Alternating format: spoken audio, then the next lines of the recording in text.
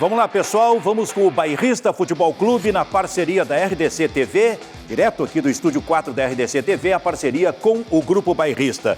Em dias especiais, em dias de coberturas mais voltadas, evidentemente, para aquilo que está acontecendo no Brasil em termos de coronavírus, o esporte fica um pouco de lado, o futebol, ainda que eles deem algumas notícias, e estas são importantes, e nós vamos tratar aqui, mas eu quero até propor que, para a mesa, que a gente trabalhe com pautas livres, propostas por cada um dos integrantes em função das notícias que estão recebendo e até mesmo em relação, por exemplo, ao coronavírus.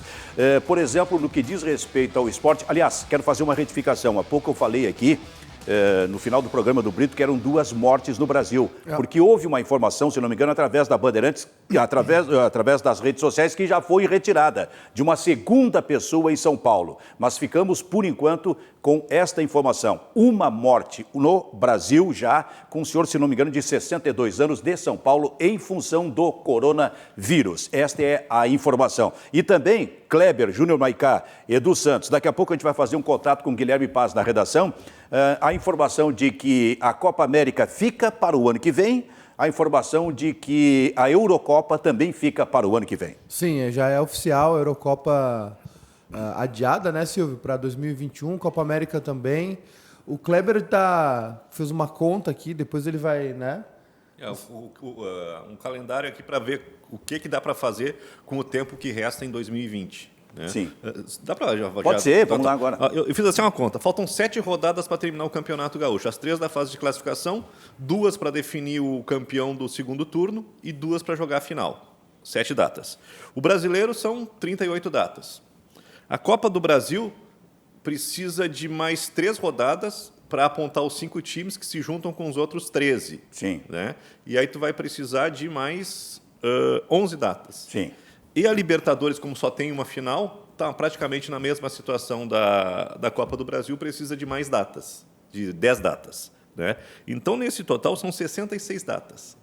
Se a gente começar a retomada do futebol na última semana de abril, cabe tudo isso. Sem uma competição bater em cima da outra. Na última semana de abril? Até a última semana de abril, né? Até o dia 30. Campeonato Gaúcho. Na última semana. Então, recuperando a quarta e o domingo. Recuperando o Campeonato Gaúcho. 27 Exatamente. E 30. Nós temos aí cerca de 45 dias? Não, menos. Até o fim de abril? Hoje é 17. 17, sim. Sim, 45 mais ou menos. É que tem um problema também nisso, Silvio, que muitos contratos dos times do interior do Gauchão, eles são feitos com a data da final do Campeonato Gaúcho, que estava previsto para... Abril? Fim de abril. Fim de abril. Então, assim, e os clubes já estão penando com isso, né? Porque o salário dos funcionários tem que ser pago, o salário dos jogadores tem que ser pago. Então, todo esse rearranjo do calendário passa por isso também. Tem, né? tem 3 times que não têm competição no segundo semestre, né? A competição nacional, acho que é o Novo Hamburgo, o Aimoré e o Esportivo. Né? Os outros times do Gauchão, todos estão comprometidos com alguma série do Campeonato Brasileiro. Ontem eu estava falando isso, do grupo do São Luís, apesar de saber que o calendário vai até outubro ou novembro, né? Apenas 8 jogadores têm contrato, e desses 8 jogadores, alguns já comprometidos. Então, a situação, acho que do São Luís serve de exemplo para os outros times, talvez a exceção do Juventude, que é um time melhor estruturado. Né? O Inter parou, né? O Internacional parou. Vamos falar daqui a pouquinho, para a gente não perder também ainda o foco do coronavírus, mas essa questão levantada pelo Kleber é interessante, para que o Campeonato Gaúcho ainda possa ser realizado. Eu acho complicado, acho difícil, Kleber, porque a coisa só vai aumentar a partir de agora, até chegar o momento em que tudo para.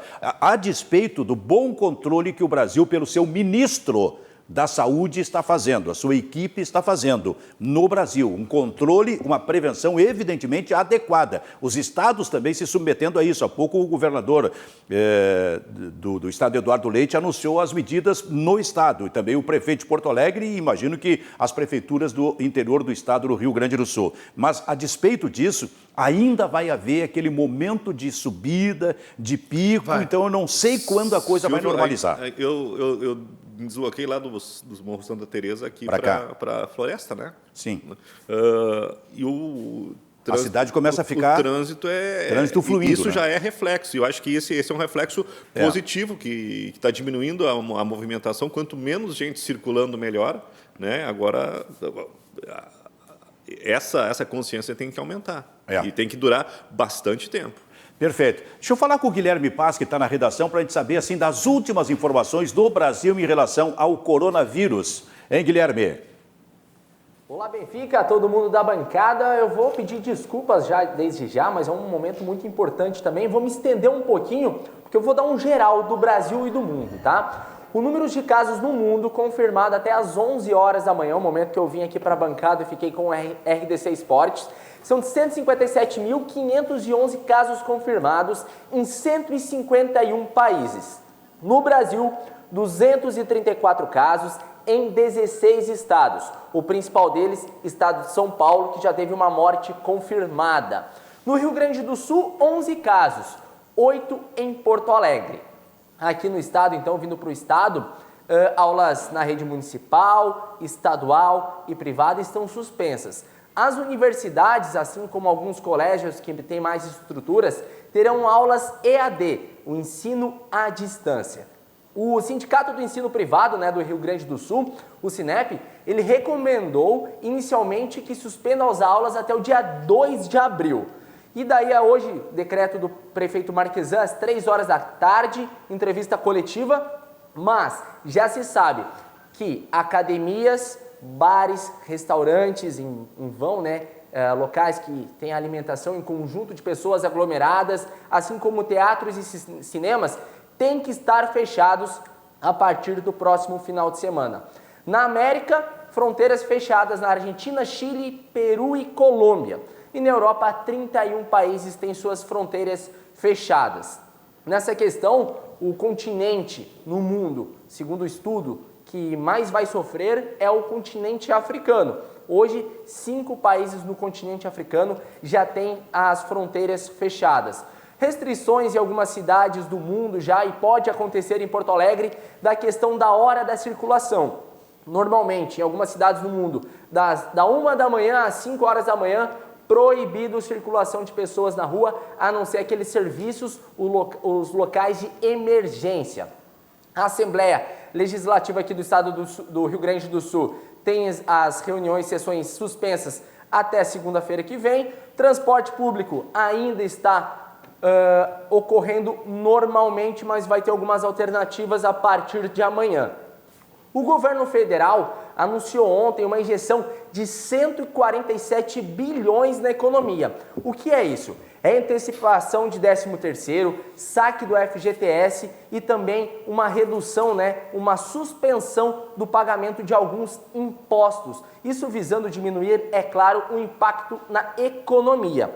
E visando isso também, os bancos, 5 bancos, e o nosso governador Eduardo Leite disse agora há pouco, nesse meio tempo do RDC Sport, que o Banrisul está entrando nessa também, na questão das dívidas para os próximos 60 dias. Isso daí foi um pedido da Federação Brasileira de Bancos e está acontecendo.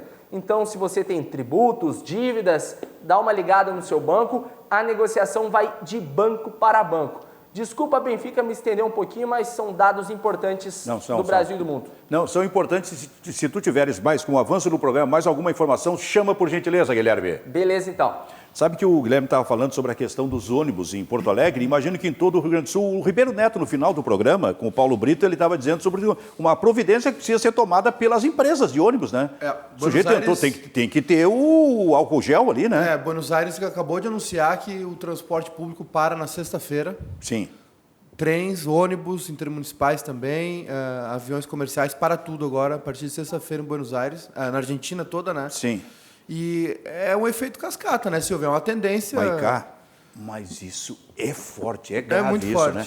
Porque muita gente, Kleber e Edu, depende do ônibus para trabalhar, para sair. Então, estas pessoas... Porque o famoso home office, né? Para quem é possível fazer isso aí, a RDC TV com o Bairrista vai tratar de fazer isso também, isso é possível para algumas pessoas, para alguns profissionais. Eu não sei exatamente o percentual, mas imagino que a maior parte dos profissionais, ele depende de ônibus, ele está trabalhando na rua, esse tipo de coisa. Então, como é que vai ser separar o ônibus? Os aplicativos de transporte também, de entrega de comida, né? Sim. De drive, de teleentrega, enfim, já estão... Bom, os aplicativos de transporte, eu não sei como a situação vai ficar.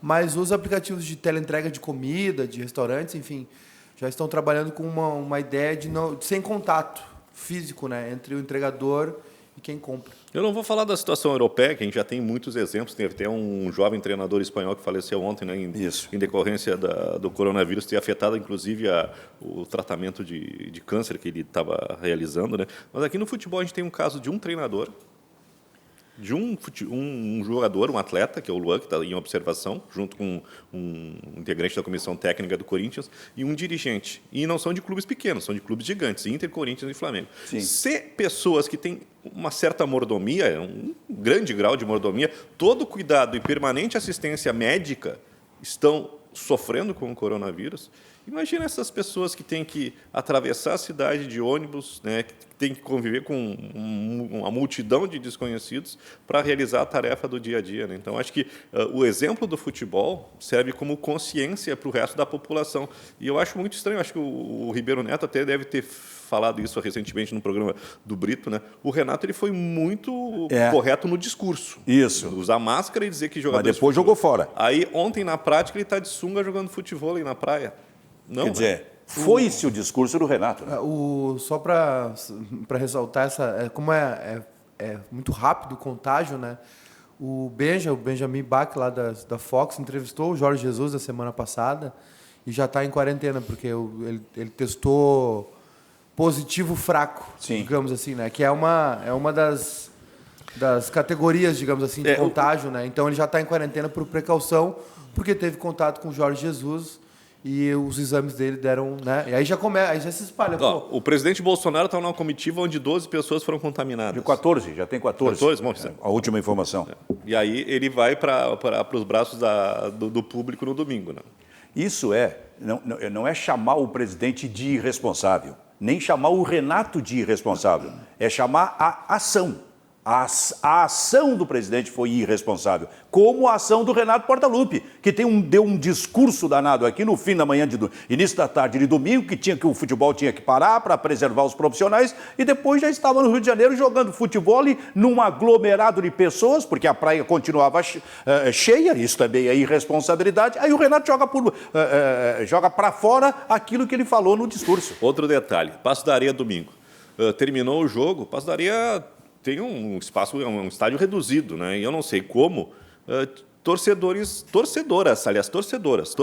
né? Eu identifiquei duas meninas dentro do campo tirando foto com o pessoal do Internacional, né? E o Cudê parando, os jogadores parando, abraçados para tirar foto. A entrevista coletiva no Passo da Areia lá não tem sala de imprensa para o visitante, na beira do campo. A área de escape é muito pequena ali no Passo da Areia.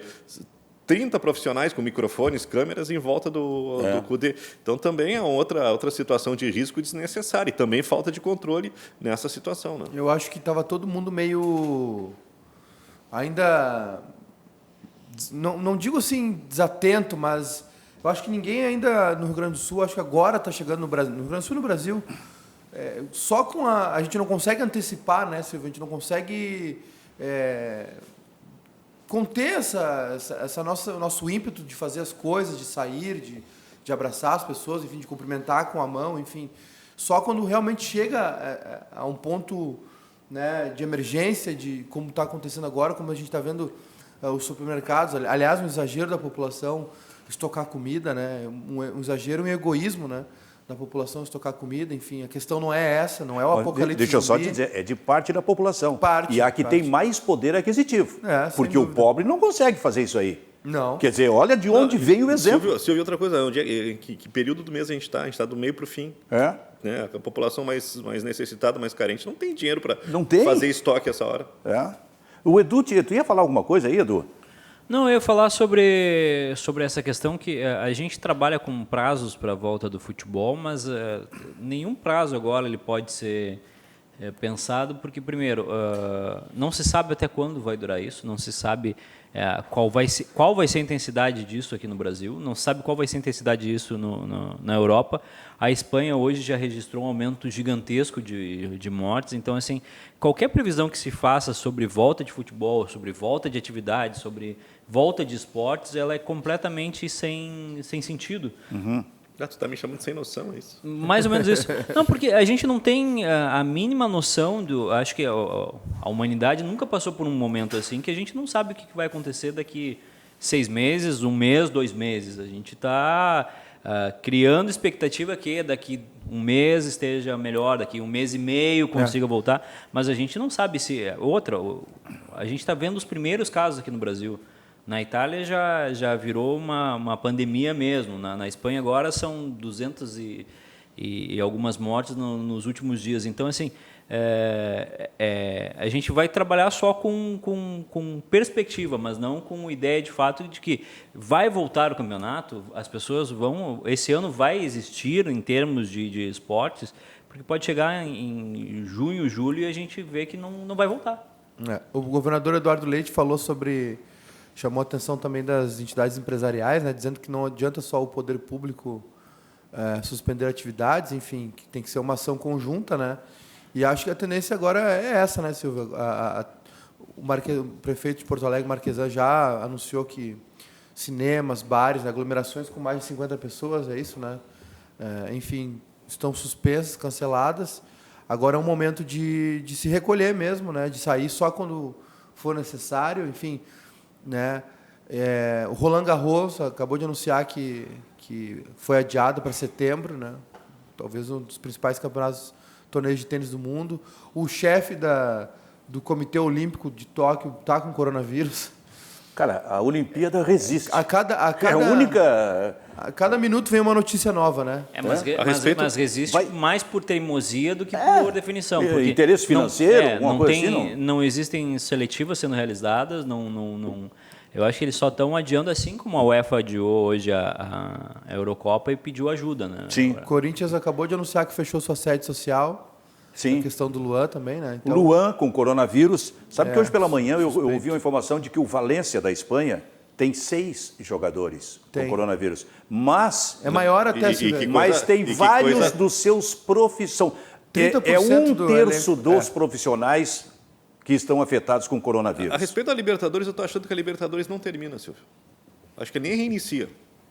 Eu acho, por exemplo, que o Campeonato Gaúcho não sai mais. O Gauchão até pode sair porque de repente joga com... O dupla Grenal joga com um time misto, né? Os times do interior é que eu não sei se vão ter grupo para pagar folha o resto do... A Libertadores é o seguinte, o Brasil talvez controle a situação e os outros países, né? Tem tem mais 9 países envolvidos. E só vai começar a competição quando todos os países tiverem ok. Então, é como a Copa América, né? Por que não está saindo a Copa América? A Libertadores não vai acontecer. Cara, é impressionante, né? A gente aqui tem que fazer, evidentemente, o nosso papel. E eu acho que o papel da gente é como jornalista e como cidadão. Claro. Eu que sou, digamos, o mais velho de todos aqui, eu estou preocupado com isso. Eu achei, assim, há uma semana, assim, não, estou tranquilo, gostava. Não, eu não estou mais tranquilo. Eu acho que o máximo possível tem que fazer o que o Cacalo, que é o nosso decano, está fazendo. Tem que ficar em casa, velho. Inclusive, nós tivemos há pouco uma recomendação médica para um colega nosso que não estava se sentindo bem, né? Vai para casa, não... Então...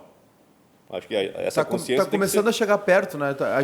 É isso que a gente tem nós, os seres humanos, temos uma tendência do tipo assim... A gente só sente quando chega perto, quando acontece, né? Infelizmente, é uma tendência nossa de enfrentar essas coisas, de tentar... Não vai acontecer, é uma questão pessoal mesmo. Mas agora está chegando perto. Mas cada vez mais perto. Tu vê as ruas desertas, tu vê alguém... Já começa a ficar preocupado, tu dá um espirro, já começa a ficar meio tenso com essa história, né? É uma experiência que a gente nunca viveu. Nunca. A gente nunca viveu. Nunca. É um negócio, olha, impressionante. Sabe que esses dias eu até fiz uma postagem sobre vamos ver se eu tenho aqui, sobre a gripe espanhola, né? Que foi em 1918 e que matou 50 milhões de pessoas no mundo. 1918, quer dizer... Quanto dá? 102 anos. Como é que é? Não existia comunicação, cara. Evidente que não existia nenhum tipo de comunicação. O mundo não se comunicava. Quer dizer, a gripe chegava no Brasil sem que a gente soubesse o que estava acontecendo nos outros países. Daqui a pouco chegava aquilo, né? Agora, claro, a dica não é para agora, né? É para depois, mas o Hospital Divina Providência, que é aqui na Independência, né? Ali é Divina Providência, né? tem um museu muito legal que tem uma linha do tempo, conta bem como Porto Alegre foi afetada naquela época. 1918? Sobre a gripe espanhola, enfim, que ali foi um dos centros de tratamentos, enfim. E assim, Silvio, algumas mentes iluminadas aí da nossa espécie, né? Como Bill Gates, por exemplo, é um cara que abandonou a empresa dele, a Microsoft, deu um passo atrás, ou melhor, à frente, e foi para a filantropia. Ele e a esposa dele, a Melinda, tem a fundação Bill e Melinda Gates, que se dedica a tentar resolver problemas pontuais da humanidade, como a disenteria na África, entendeu? Coisas do tipo assim, trabalhando tecnologicamente para desenvolver um banheiro onde a descarga transforma os resíduos em pó. Uhum. Coisas nesse sentido, entendeu? Para resolver problemas, porque assim, não é admissível na cabeça de uma pessoa tão inteligente como Bill Gates que em 2020, 2019, a gente tenha crianças morrendo de dor de barriga, né? E ele vem alertando há um tempo já sobre riscos de epidemia, de pandemias, de gripe, né? Porque a gente está sempre nessa, uma gripe. A gente já teve um caso de H1N1, que acabou não se desenvolvendo tão rápido, né? Que não foi tão feroz quanto agora está sendo o coronavírus. E ele já vinha alertando, já vinha batendo nessa tecla do tipo, a humanidade não está preparada para uma pandemia, nós não levamos a sério, né? Nós vivemos um mundo globalizado. Se com a gripe espanhola claro, numa época onde os recursos eram escassos, mas numa época onde o planeta não era globalizado como é agora, né? Com gente viajando para todo lado, enfim, e muito mais gente nas ruas, nas cidades, né? A população muito maior. Então esse é um alerta que fica para a gente, assim como, primeiro, que o ser humano é um ser muito frágil, que uma gripe que muta, né? Que faz uma variação, nos derruba, né? E a gente agora está assim, nessa situação, onde, né, para resolver vai demorar um tempo. O meu grande medo é que essa seja apenas a primeira dessas grandes epidemias, porque a gente teve a asiática, a SARS, né?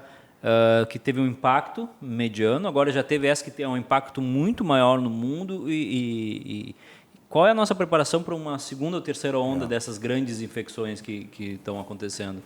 Então, esse mundo globalizado que facilita muito a nossa vida, que transformou a economia, transformou a maneira como as pessoas se relacionam, também é um propagador disso, né? Hoje uma pessoa que está na Espanha, amanhã ela já está aqui em Porto Alegre, depois de amanhã ela está em Caxias. Essa facilidade de movimentação é um propagador disso. Os 11 casos do Rio Grande do Sul foram todos eles importados. Isso é, pessoas que estavam viajando, possivelmente pela Europa, e que chegaram aqui e transmitiram. Essa primeira morte, Silvio, a Secretaria de São Paulo? A Secretaria de Saúde de São Paulo se pronunciou oficialmente, já se tinha informação. Um homem de 62 anos, sem histórico de viagem. Então, ele não viajou para lugar nenhum. Ele não viajou para lugar nenhum. Alguém trouxe para ele, né? Outros 4 óbitos estão em investigação para a causa. Ou seja, tem mais 4 óbitos, né, ainda não confirmados, que podem ter sido por causa do coronavírus. Eu estava falando sobre a gripe espanhola em 1918 e o que me chamou a atenção foi os conselhos dados ao povo naquela época pela Inspectoria. Escrevia-se assim, né, com C. Inspectoria de Higiene, o Y no caso. Evitar aglomerações, 1918, evitar aglomerações principalmente à noite. Não fazer visitas. Tomar cuidados higiênicos com o nariz, a garganta, inalações de vaselina mentolada, gargarejos com água e assim segue. Tomar como preventivo internamente qualquer sal de quinino nas doses de 25 a 50 centigramas por dia e de preferência no momento das refeições. Evitar, Kleber, toda fadiga ou excesso físico. O doente, aos primeiros sintomas, deve ir para a cama, pois o repouso auxilia a cura e afasta as complicações e contágio. Não deve receber absolutamente nenhuma visita. 1918. Hein? Evitar as causas de resfriamento e de necessidade para os sãos, como para os doentes e os convalescentes. as pessoas idosas com E, né? Idosas devem aplicar-se com mais rigor ainda todos esses cuidados. Eram as recomendações de 1918, 102 anos atrás. Algumas continuam bem atuais? E atuais, né?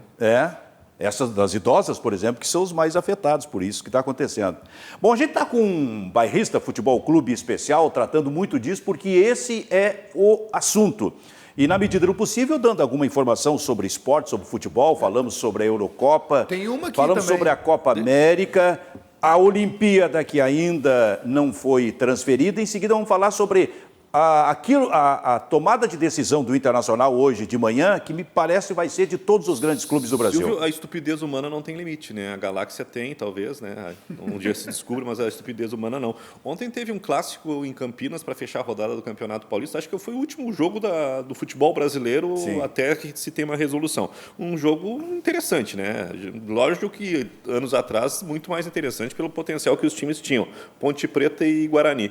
A Ponte Preta no Brinco de Ouro, a Ponte Preta ameaçada de rebaixamento, estava fazendo 2-0 no Guarani e portões fechados, todo aquele rigor, né, que a gente viveu aqui no futebol gaúcho, no torcedor não entra. Mas os torcedores do Guarani, com uma inteligência bárbara, ficaram do lado de fora do estádio. Aglomerados. Né? Aglomerados, com bandeiras, né, com a charanga, com bumbo. Né? Sim. E aí a Ponte Preta faz 2-0, a torcida enlouqueceu e quis invadir o estádio. E brigou com a polícia militar. Cara, não dá para acreditar numa coisa dessas. Que mundo que essas pessoas estão vivendo, né? Aconteceu em Paris também, né? E aí, por incrível que pareça, o Guarani ganhou. Aconteceu em Paris. E aí que eles querem invadir para comemorar. Foi um grande jogo, né? Silvio, o presidente da FIFA, né, o Gianni Infantino, soltou uma nota oficial agora dizendo que tem a questão também do Mundial de Clubes, né? O novo Mundial de Clubes. Sim. Que começaria esse ano. Ele disse o seguinte, ó, a FIFA trabalhará com 3 hipóteses para o novo Mundial de Clubes, dependendo da evolução do cenário. Mais tarde, em 2021, 22 ou 23. A FIFA também anunciou as seguintes medidas: doação de 10 milhões de dólares para a OMS, né? A Organização Mundial de Saúde, discussão sobre um fundo global de assistência para auxiliar os mais afetados pela crise no futebol e prováveis ajustes para situações especiais envolvendo contratos e transferências de jogadores. Porque a temporada termina agora no meio do ano, né, na Europa, enfim. Sim. Então todos os negócios estão parados, janela, alguns podem assinar pré-contrato, né, já, janela parada também, enfim. Então, e isso, claro, se estende para cá, né, porque a gente provavelmente vai ter alguns problemas aí contratuais de jogadores. O Kleber citou bem aqui a questão do gauchão. O Rio de Janeiro, o Sindicato dos Atletas já se mobiliza para achar uma solução para os jogadores que vão ficar sem contratos, vão ficar desempregados, né? Porque parando o campeonato... Sem assistência médica, né? A Federação Gaúcha soltou uma nota oficial também que suspendeu todas as atividades na sua sede, né? Todos os colaboradores vão adotar o home office na Federação Gaúcha. Está tudo parado, a STJD também, julgamentos, né? Não tem nada relacionado ao futebol agora nos próximos dias, meses, talvez. Sim. Não sabemos, né? O Inter anunciou hoje que para com as suas atividades nesse momento, né? Isso. O Internacional suspendeu as atividades do futebol profissional, museu, tudo, atendimento a sócios. Todas as atividades do Inter foram suspensas. Profissionais, administrativos? Isso, tudo está suspenso até... Tempo indeterminado, né? Exatamente. O Internacional, na sexta-feira, reúne um pequeno grupo de atletas, né? Eles são escalados, né, para trabalhos especiais. Sim. Mas são pequenos grupos, né? E uma orientação rigorosa a respeito do comportamento no ambiente domiciliar, né? Sim, sim. Cara, está entrando uma informação do Internacional aqui que evidentemente a gente tem que buscar a confirmação, digamos, extraoficial, que o Inter demitiu toda a comissão técnica do Sub-23. Sim. Que não vai ter mais Sub-23 do Internacional.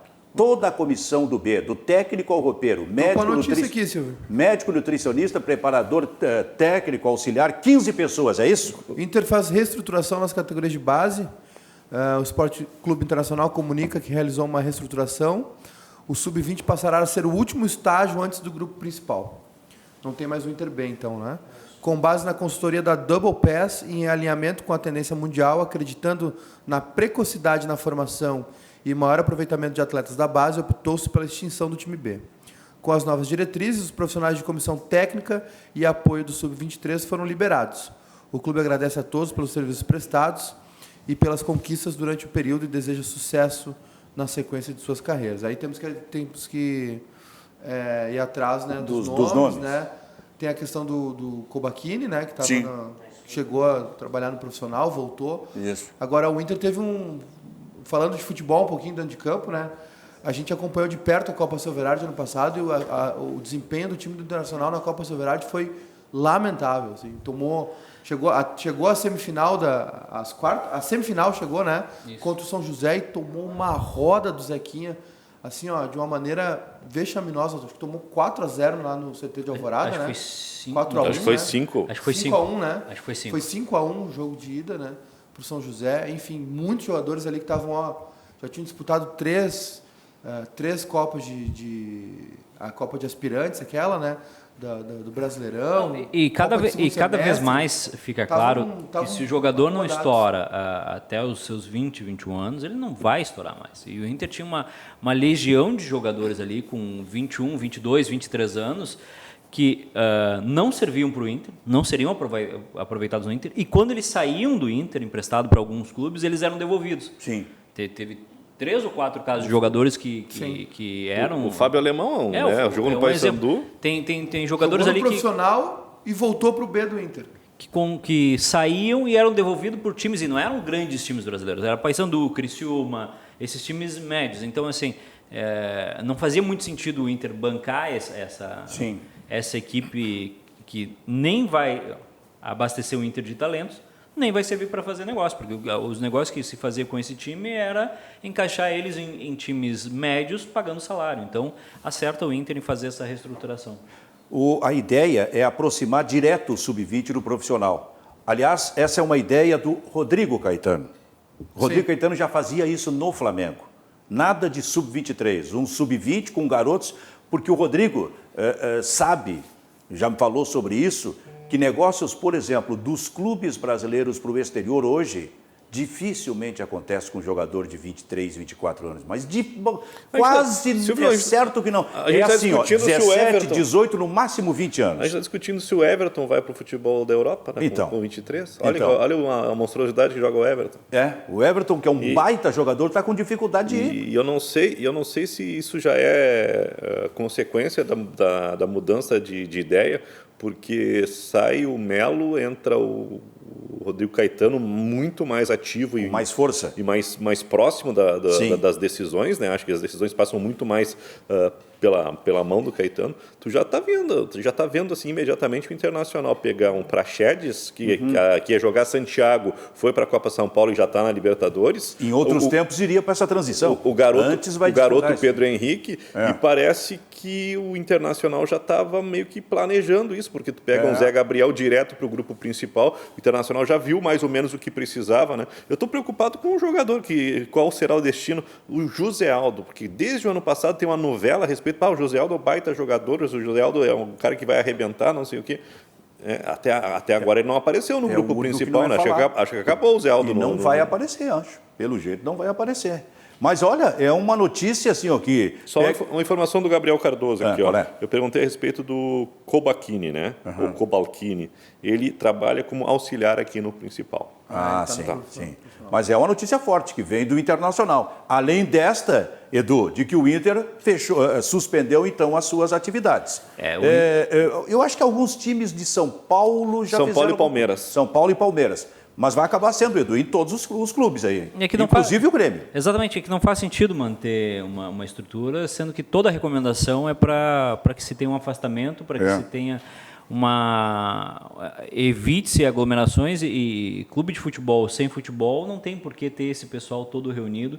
Então, e aí entra aquele ponto, quando voltar ainda vai ter que se fazer mais uma pré-temporada, mais uma adaptação para esse pessoal que vai ficar, não se sabe se 1 mês, 15 dias ou 2 meses parados. Né? Sim. E agora parou tudo realmente. Se tinha uma expectativa de que os times, né, os elencos profissionais seguiriam trabalhando, mas até com a notícia, né, do possível caso de coronavírus do E essa presidente Marcelo Medeiros, né? Sim. Está em contato direto com os jogadores, vestiário, enfim. Parou tudo, né? Então faz total sentido. Ô Silvio, eu tenho abraços aqui para mandar. Porque tem a galera nos assistindo aqui. Tem o Márcio Martins Fraga na bronca, que o Renato deu aquele discurso, foi jogar futevôlei. O Rael Castro assistindo, o Denis também, o Idoel da Silva mandando um abraço para a torcida do Inter. Mauro Meneguzzi aqui dando boa tarde, que é gremista. Tem o Ser Santa Fé aqui, boa tarde, bairrista, manda um abraço para a gurizada do Ser Santa Fé. Um abração, então, para a rapaziada que está nos assistindo aí. De onde é o Ser Santa Fé? Vamos investigar. É o nosso Ser Santa Fé da camiseta. É o nosso Eu acho que era da camiseta. Exato, é de Viamão, né? Tá, mas de onde é? Só para a gente não deixar a notícia... Não, mas daqui a pouquinho ele responde. Então responde para a gente aí, só para deixar a notícia Silvio, completa. eu estava vendo ontem um desempenho de Adilson Batista, né? Demitido do Cruzeiro. Nos últimos 10 times em que ele trabalhou, em 8 ele foi demitido com menos de 20 jogos. É complicada a vida do Adilson como treinador. Como técnico, né? E um desempenho que beira 36% em cada time, né? Mas aí entra 2 pontos. É porque ele assume bombas ou porque ele não consegue ter um bom desempenho como treinador? Porque o Adilson é muitas vezes chamado como bombeiro em times que estão em fase ruim, né? E não consegue fazer um bom trabalho. Só que o Adilson está pegando essa pecha, né, de um treinador que não tem resultado. Assim como um jogador que foi destaque do Gauchão, que era um dos nomes celebrados para ser um destaque do Inter, agora ficou o início do ano todo parado e agora acertou com o CSA, que é o Andrigo, né? O Andrigo, que era uma das revelações do futebol gaúcho, foi eleito craque de algum do Gauchão, que o Argel ganhou. Ficou todo esse início de ano parado e agora acertou com o CSA. Para o Andrigo, que era uma promessa terminar no CSA, depois de passar por, acho que 4 clubes e rebaixar 3, é quase um final de carreira. Inter, Atlético Goianense, Vitória, Sport e Ceará são os times pelos quais o Andrigo passou. Eu acho que o Andrigo também é exemplo do fim dessa política do Internacional do Sub-23, né? Talvez seja. Gera um comodismo, pode ser um né? símbolo. Gera um comodismo nesses jogadores, né? Porque eles ficam num limbo ali de quem fez carreira como no futebol, mas que não vai ao profissional. Com bons contratos, cara. E não é contrato de 1 ano, né? Se fazia contrato de 4 ou 5 anos. O Abel Braga trabalhou 3 meses no Vasco sem ganhar nada. Saiu com mais de 1 bilhão a receber. Sem ganhar nada é o seguinte, sem receber salário. É. Ontem o Muricy Ramalho... É verdade. Sem ganhar nada também. O Muricy Ramalho, no Bem Amigos, ele estava falando a respeito daquilo que a gente estava comentando, a respeito da vida, né? O modo como a vida particular afeta o desempenho do Abel. E o Muricy disse, eu estou vendo o Abel com outro tipo de atitude, um Abel para baixo, né? Tenso, né? E o conselho do Muricy, fica em casa, né? E vai procurar uma outra coisa, né? Sim.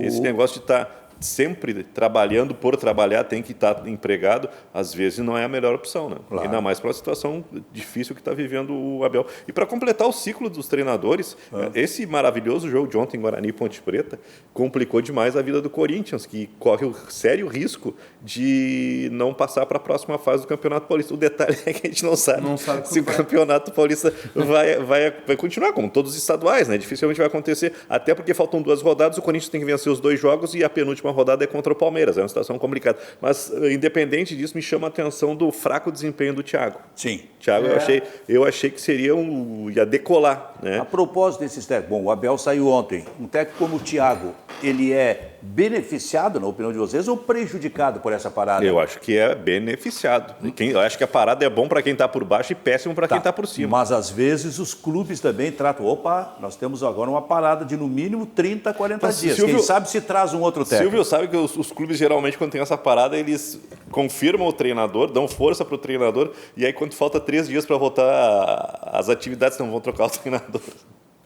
Olha só, o Itamaraty consegue autorização para a saída de brasileiros do Peru. Tem muito brasileiro aí pela América do Sul, né? De férias. E com voos cada vez mais escassos, daqui a pouco esses brasileiros estão presos aí em alguns desses países.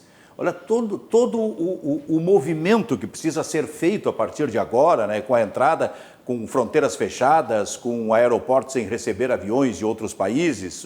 Isso não está acontecendo com o Brasil ainda. Não, né? O Brasil não decidiu isso aí. Aliás, o Brasil, nos seus aeroportos, estava recebendo muito mal os seus brasileiros que vinham de fora. Sem né? controle que não nenhum, tinha nenhuma inspeção, o Brasil nenhum continua controle. sem controle, né? O Brasil continua com fronteiras abertas e a gente viu muita gente chegando de fora, chegando da Itália, Alemanha, França, passando diretamente, sem nenhum tipo de controle. E abraçando a galera na chegada, né? E aí a gente observa a Argentina, um país vizinho aqui, que já fez todas as medidas, já fechou o controle, já começou a medir a temperatura das pessoas no aeroporto. Então, o que nos preocupa é se desprepara o brasileiro em perceber o que está acontecendo no mundo. E isso pode ter resultado ali adiante, porque o resultado... E muitas vezes, numa doença como essa, ela não é imediata. O sujeito chegou ontem, por exemplo, abraçou todo mundo, mas hoje está tudo bem, não deu. Não, pode dar daqui a 2 semanas. O resultado desse tipo de realização completamente errada, de providência completamente errada tomada pelo Brasil nesse aspecto aí. E, por exemplo, a Argentina só está voando, por exemplo, do Brasil para lá, quem é morador. Quem é argentino? Quem é morador. Não, morador. Pode ser brasileiro que mora lá. Isso aí. Morador pode retornar. Enfim, a Europa está com todas as fronteiras fechadas, né? A União Europeia. O México, né? Vê como, como as coisas são. O México está estudando seriamente fechar a fronteira com os Estados Unidos. O Kleber até deu a dica de construir um muro. Construir um muro. E o Canadá fechou suas fronteiras, enfim.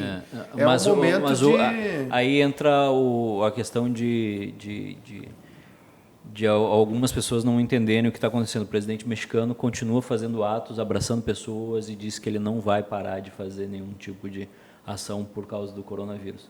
Então, assim, enquanto o país todo se preocupa, o presidente mexicano diz que não... Nossa. E isso é de uma irresponsabilidade. As pessoas que mais precisam dar os exemplos são exatamente os chefes, são exatamente os gestores, são exatamente os administradores públicos. É desses que tem que sair o maior exemplo, né? Essa aí do presidente mexicano lembra o presidente brasileiro no final de semana, né? Bom, mas ainda bem que o Brasil, eu repito, especialmente pelo seu Ministério da Saúde, está fazendo um trabalho maravilhoso. Com bastante informações, né? Tem o aplicativo também disponível para download. A propósito, o jornalismo fazendo, Maicá, jornalismo.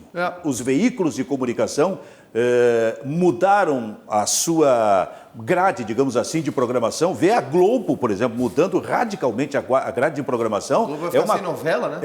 Sem novela é uma coisa inusitada na história do Brasil. Não. É que nem futebol para os argentinos e para os turcos. Tem que manter as pessoas em casa. Mas eu quero falar isso para valorizar o jornalismo, porque é através do jornalismo que as informações vão chegar, não é no fake news, não é no WhatsApp. Eu acho que esse é o momento da utilidade pública e da prestação de serviço. Esclarecimento é fundamental, né? Porque é a partir do esclarecimento da informação mais simples e objetiva possível que tu vai conscientizar quem acha que isso é só uma gripe que não tem nada a ver e que pode jogar bola sábado, pode jogar bola segunda-feira com os amigos, que não vai ser afetado. Né? Exatamente. E isso está sendo feito. E que se avance nesse processo aí, porque o que a gente viu nesses últimos tempos é o dólar disparando, a bolsa caindo, e se trabalhava em cima disso, e atendia meia dúzia de pessoas. Estava semana passada, ela derreteu. Como é que foi ontem? Ontem a bolsa parou porque estava com queda de 10%, 10,9%. Aí fechou o dia em 14, quase 15, né? Pois é. Então, isso que eu quero dizer é o seguinte, se trabalhava em cima disso, no jornalismo, muito em cima disso, mas com um foco direto, que é o foco do empresário, do grande empresário. E há uma população toda por trás que sofre, que precisa saber onde ela está sofrendo e pagando com isso. Silvio anda em Porto Alegre e pensa o seguinte, o que tu vai fazer com essa população de moradores de rua? Quem é que está cuidando disso? Quem é que está pensando nessas pessoas? Ninguém. E essa questão também... Favelas, periferia, eu acho que favelas do Rio de Janeiro. Não, aquele bairro que existe ali a caminho da arena, pega aquilo como um microcosmo da nossa realidade. Olha, se tu não tomar uma providência, o que acontece com uma pessoa que circula naquele meio lá? O que é o Maicá? Não, eu acho que nos últimos anos a gente teve a humanidade é cíclica, né? os movimentos que a história faz, geralmente eles se renovam a cada 50, 100 anos, né? E eu acho que nos últimos anos a gente teve um crescimento absurdo, assim, um culto à ignorância, né? Onde a gente discute questões já revisionismo histórico em relação à Segunda Guerra, ao Holocausto, terraplanismo, enfim, discussões a respeito. O planeta, a gente não se dá conta, mas o nosso planeta está chegando a um ponto quase irreversível na questão ambiental, né? E tem gente ainda discutindo, o aquecimento global não existe, como é que existe aquecimento global se está nevando em Bariloche? Então, acho que esse é um bom momento, até para as pessoas assim que infelizmente forem afetadas pelo coronavírus, talvez não na questão de saúde, mas no seu restaurante, né? E esse é um recado talvez até para uma galera que tenha mais dinheiro, de classe média, assim, um pessoal que às vezes se descola um pouco da realidade. A tua empresa, o teu restaurante vai parar, enfim, o teu supermercado, a tua rede de supermercados. Para a gente começar a tentar se unir mais como sociedade mesmo e começar a discutir algumas coisas que são realmente importantes, né? Da gente começar a trabalhar esse senso de comunidade que a gente tem que voltar a ter, né? E parar parar com esse revisionismo histórico, essa discussão besta, né?